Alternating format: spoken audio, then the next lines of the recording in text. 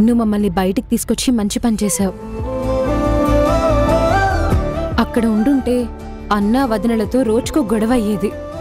ఇల్లంటేనే భయం వేసేది. పిల్లలందరూ ఫ్రెండ్స్లా కలిసి ఉన్నారు.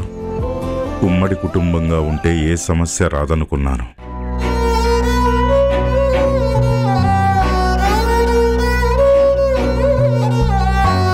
కానీ ఏ కొమ్మ కా కొమ్మ దూరమై చివరికి 3 బారే గతి పడుతుందనుకోలేదు.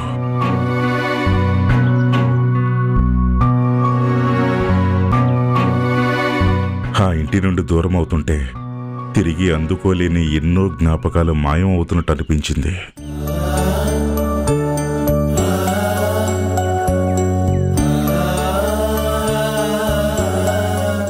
ఏమండి, ఊహించని బాధ కదా. ఒక్కసారిగా తగిలేసరికి గుండెకి కొంచెం భారంగా అనిపిస్తున్నట్టుగా ఉంది.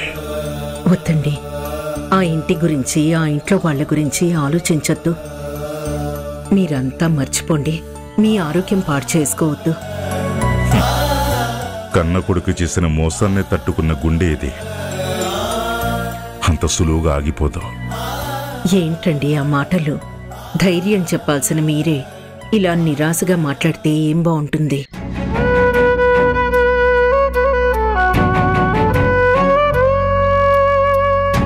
హారిక, వెళ్ళి ఏ రూమ్ కావాలో సెలెక్ట్ చేసుకో. సరే.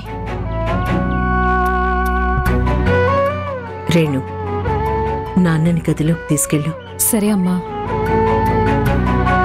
రండాడి.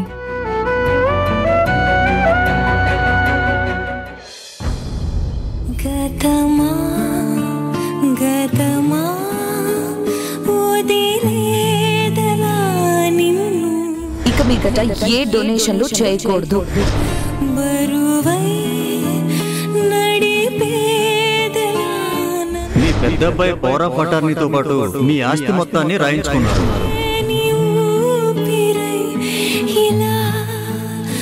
ఇప్పుడు మీరు ఇక్కడ ఉండాలంటే మా పర్మిషన్ కావాలి.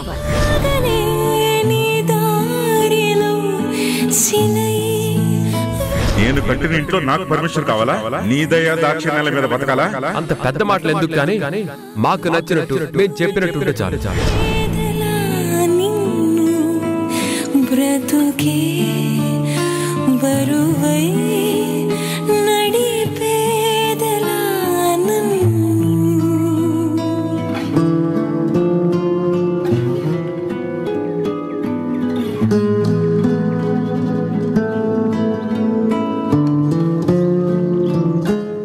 ఏళ్లు క్రమశిక్షణతో, నిబద్ధతతో, కట్టుబాట్లతో నిలబెట్టిన కుటుంబం విడిపోయింది. మనుషుల్లో వచ్చే మార్పులు ఉమ్మడి కుటుంబాల్ని విచ్ఛిన్నం చేస్తాయని ఈరోజే అర్థమైంది. ముక్కలైపోయిన కుటుంబాన్ని తిరిగి ఒక్కటి చేసే శక్తిని, ధైర్యాన్ని నాకివ్వు తండ్రి. ఈ రోజు నుండి కొత్త జీవితం మొదలు పెట్టబోతున్నా. నాకు తోడుగా ఉండు స్వామి.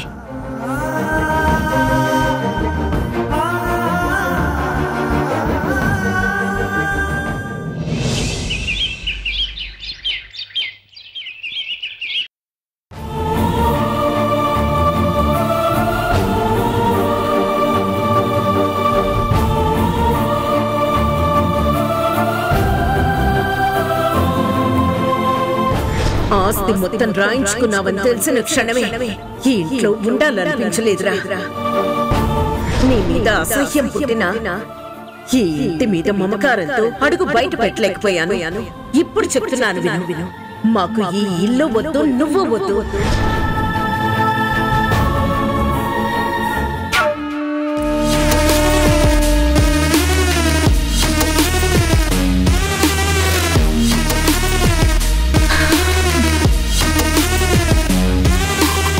సంజయ్,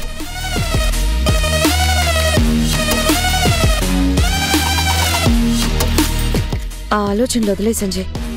వెళ్ళిపోవాలని వాళ్ళు ముందే ఫిక్స్ అయ్యారు. అది బయటకు చెప్పకుండా మనమేదో తప్పు చేసినట్టు క్రియేట్ చేశారు.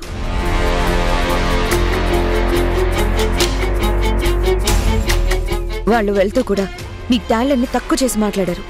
మనకే ఛాలెంజ్ చేశారు. ఎవరికి అందనంత ఎత్తెదిగి ఆ ఛాలెంజ్ లో గెలిచి చూపించాలి.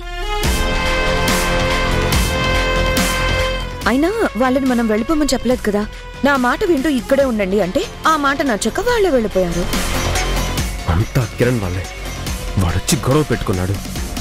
ఆవేశంలో మాట పెరిగి అమ్మ నాన్న వెళ్ళిపోయారు. ఇప్పుడు ఎక్కడున్నారో ఏంటో. వాళ్ళకేం లోటు? ఉషా ఆల్రెడీ రమ్మని పిలిచింది కదా, అక్కడికే వెళ్ళుంటారు. లేకపోతే తరుణ్ కి పోలీస్ క్వార్టర్స్ ఉంటాయి కదా, అక్కడైనా సెటిల్ అయి ఉంటారు. వాళ్ళు మొత్తం ప్లాన్ చేసుకుని వెళ్లారు. నువ్వేమో పిచ్చోళ్ళ ఇంకా వాళ్ళ గురించి ఆలోచిస్తున్నావు. జరిగిన దాంట్లో నీ తప్పేం లేదు సంజయ్.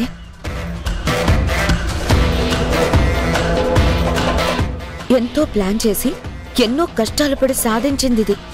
ఈ ఆస్తిని అనుభవించాలి, ఎదగడానికి అవకాశంగా భావించాలి. అంతేగాని ఇలా తప్పు చేసినట్టు కుమిలిపోకూడదు. సంజయ్, నువ్వు అలా ఉండొద్దు. నువ్వు నవ్వుతూ ఉంటేనే నాకు ఇష్టం. నా కోసం ఒక్కసారి నవ్వు. సరే, ఒక పని చేద్దాం. కొన్ని రోజులు మనం ఎక్కడికైనా టూర్కి వెళ్దాం. అప్పుడైనా నీ మైండ్ చేంజ్ అవుతుందేమో. ప్లీజ్ మేఘనా, నా మనసేం బాగోలేదు. నన్ను కాసేపు మాట్లాడించుకో.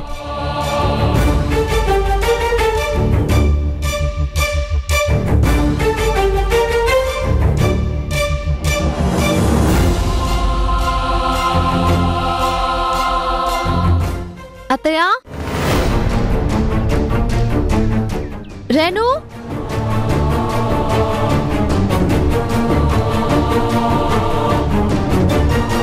అత్తయ్య,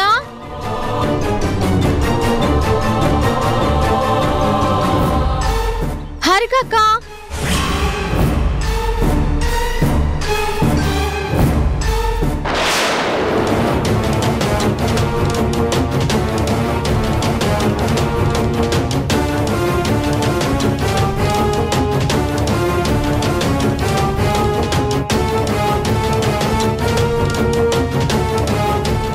మళ్ళీ ఎందుకు వచ్చావు? ఒకసారి రేణుని కాని అత్తయ్యని కాని పిలు. అత్తయ్య మావేళ్ళ కోసం పండ్లు తీసుకొచ్చాను, ఇచ్చి వెళ్తాను. ఓ, అత్తయ్యకి నీ మీద కోపం తగ్గిందని కాకా పడుతున్నావా? చిన్న గీత పక్కన పెద్ద గీతలా నాకన్నా నువ్వు మంచిదానివని ప్రూవ్ చేయాలనుకుంటున్నావా? కళ్ళ ముందు జరిగిన ఇన్సిడెంట్తో అత్తయ్యకి నిజానిజాలు తెలిసాయి కాబట్టి ప్రత్యేకించి నేను నిరూపించాల్సిన అవసరం లేదు. రేణు ఉందా ఇంట్లో? కళ్ళ ముందు నేనుండగా వాళ్ళెందుకు? నిన్ను చూడాలని నాకు లేదు. ఎదురుగా వచ్చావు కాబట్టి మాట్లాడక తప్పడం లేదు. ఎదురుగా రాకపోతే అడ్డమైన వాళ్ళు లోపలికొచ్చే ప్రయత్నం చేస్తారు. నీతో నాకు మాటలనవసరం. ఒకసారి వాళ్ళని పిలువు. ఉంటేనే కదా పిలవడానికి. పోనీ హారిక అక్కని పిలువు. ఆవిడ కూడా లేదు. మీ అత్తగారు మామగారు ఎవ్వరూ లేరు. ఇల్లు మాకు వదిలేసి అందరూ వెళ్ళిపోయారు. వెళ్ళిపోయారా? ఎక్కడికి? ఏమో, ఎవరికి తెలుసు. నీ మొగుడు స్టార్ట్ చేసిన గొడవ మీరు వెళ్ళిపోయిన తర్వాత ఇంకా పెద్దదైంది. అరిచి అరిచి అలసిపోయి వెళ్ళిపోయారు.